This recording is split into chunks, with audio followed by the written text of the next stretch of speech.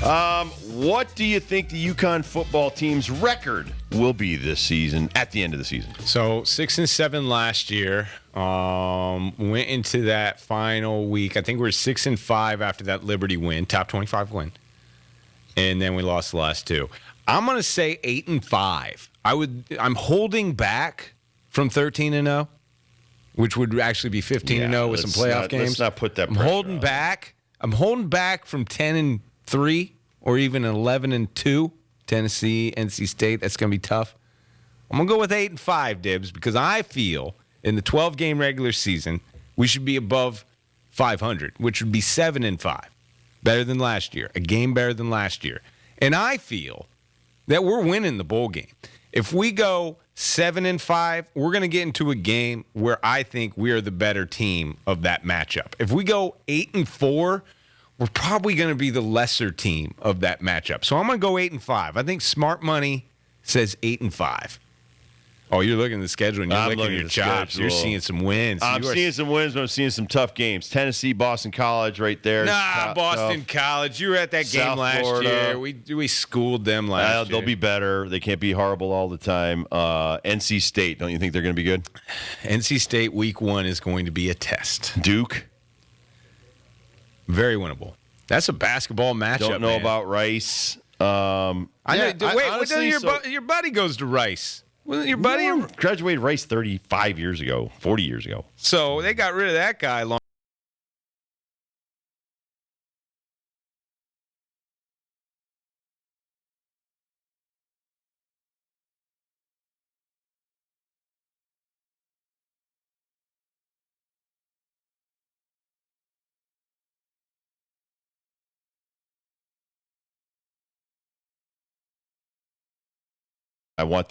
For 9 years, I've wanted more fans. I've wanted the better product, and I think that we've got the right person in charge, and Jim Moore Jr.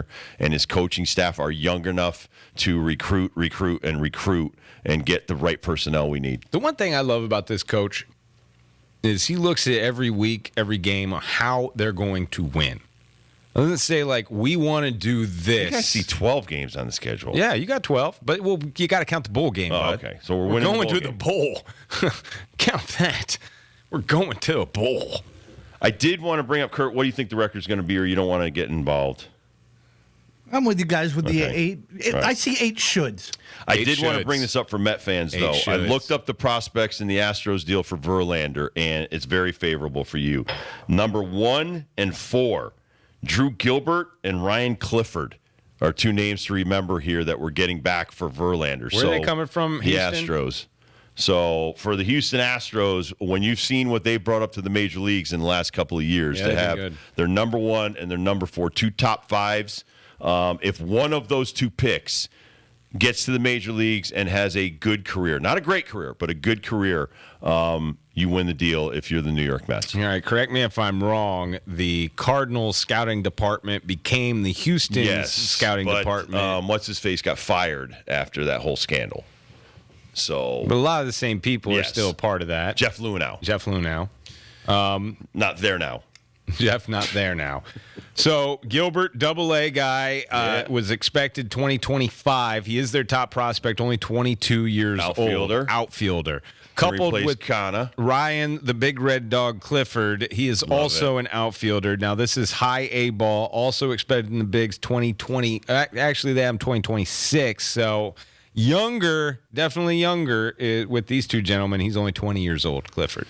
Yeah, I mean, listen, just getting in the top 10, cracking a couple of prospects in somebody's top 10, especially the Astros that have put so many good players in the major leagues in the last decade. I trust them. I trust them. I mean, at that, I wouldn't trust them anywhere else. No, I don't trust them around a trash can or any kind of what's the technology pattern. Technology. Pattern recognition. Recognition technology. Do not allow the Astros around that.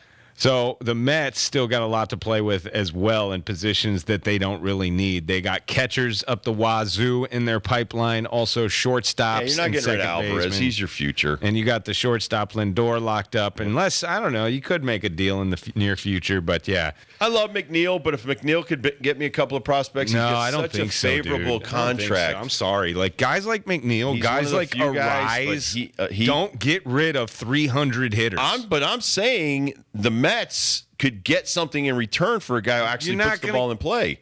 And he hits 325 with runners in scoring position. McNeil's the best player they have in their lineup. He is. I'm sorry. Like, home runs, don't look at that stat. What did Kevin tell you about Billy Epler? He had Mike Scioscia, Joe Madden, and now Buck Showalter managing the people that he's brought in and has not been able to succeed. You got to make some changes up. I don't like people get fired. Not saying that. Same thing with Brian Cashman. Sometimes it's time to change direction of where you're going. You're talking about two franchises that have 20-plus people in their analytic department. They're stagnant. They've put just as much as they invested in a Lindor or an Aaron Judge, they have invested in 20-plus nerds in an analytic department. Until that goes away, I don't think much is going to change with those two franchises. All right, so Bob Joyce went to UConn football camp, got some audio. We're going to play it for you next. It's the Rob Dibble Show with Ben Darnell on your afternoon drive. Thank you so much for keeping us on the air. Beautiful day outside. Go enjoy it.